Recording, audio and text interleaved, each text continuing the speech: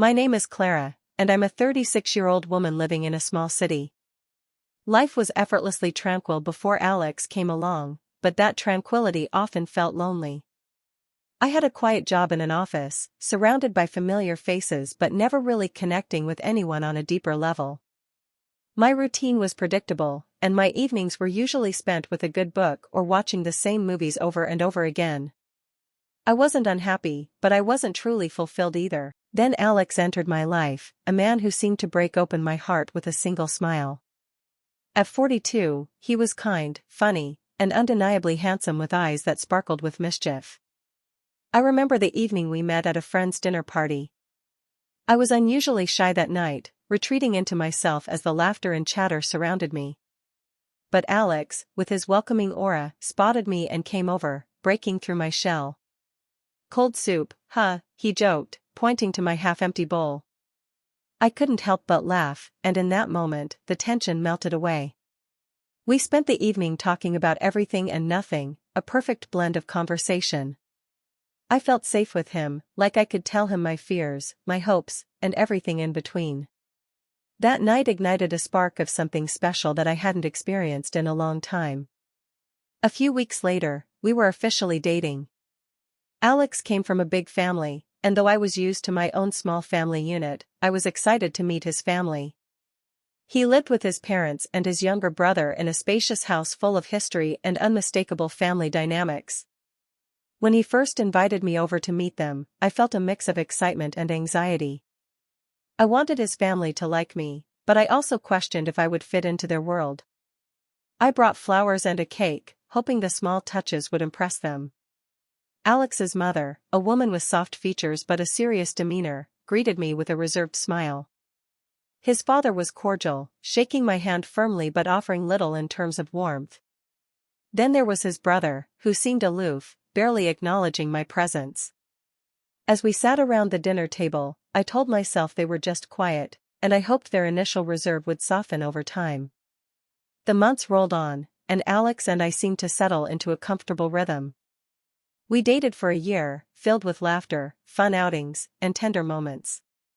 I realized I was falling deeper in love with him, and when he asked me to marry him, my heart soared. I said yes without hesitation, but Alex's family didn't share in our joy. His mother questioned why Alex was marrying so soon, as if puzzled by our love. His brother simply rolled his eyes, claiming, "She doesn't know how we live." The wedding itself was understated, a simple ceremony attended by my parents and a few close friends. Alex's family, however, barely smiled.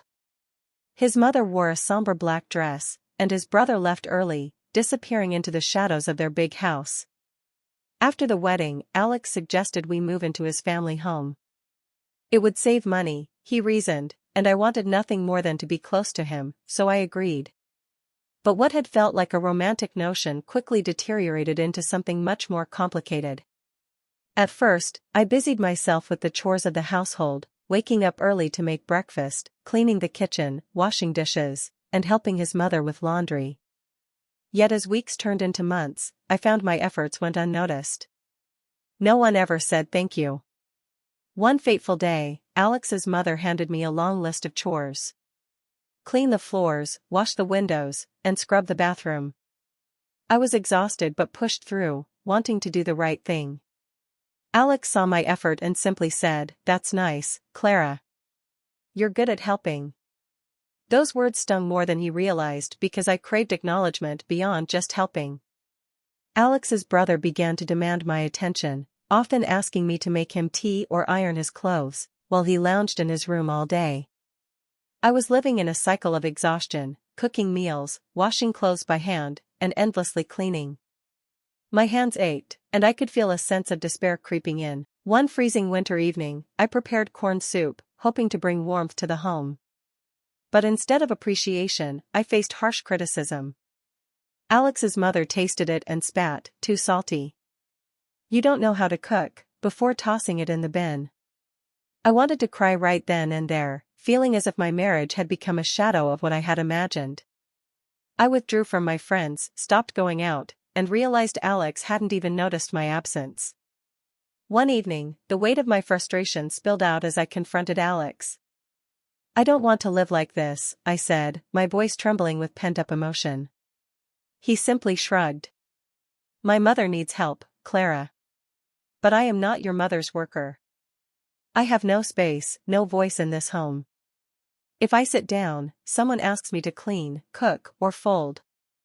My heart raced, and desperation tightened my chest. You're overreacting, he dismissed.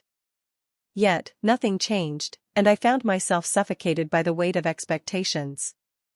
Most weekends, Alex would go out with friends while I stayed home, watching the same walls that felt more like prison bars than a sanctuary. His mother emphasized, a good wife stays at home and works. I couldn't help but contrast this with memories of my own mother, who had balanced her work with joy and laughter, filling our home with music and dance. I began to escape to the park, the vibrant greens and peaceful chirping of birds providing my only solace. One day, Alex's brother noticed my absence and laughed, "Marriage has changed you, Clara. You look old." I stared into the reflection of the park fountain, realizing my eyes were indeed tired and my smile had vanished. Where is the old me? I whispered to the wind. The following week, my cousin Bella called, excitedly asking, "How's married life, Clara?" I hesitated, wanting to scream the truth of my existence but instead replied, "It's good."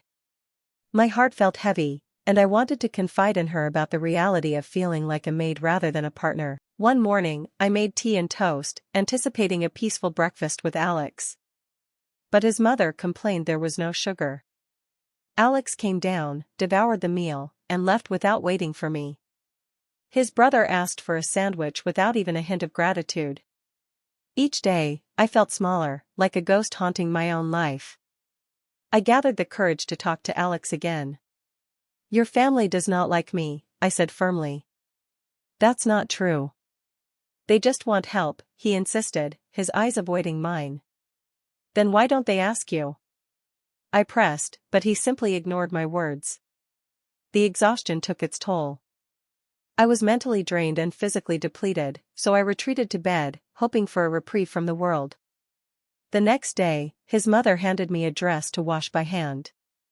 I looked at her, and for the first time I stood my ground. No, I won't. What do you mean, you won't? This is my house. You cannot say no to me, she shouted, her voice ringing through the halls. Okay, then I will leave, I declared, surprising myself with the strength of my resolve. I packed a small bag and told Alex, I need a break.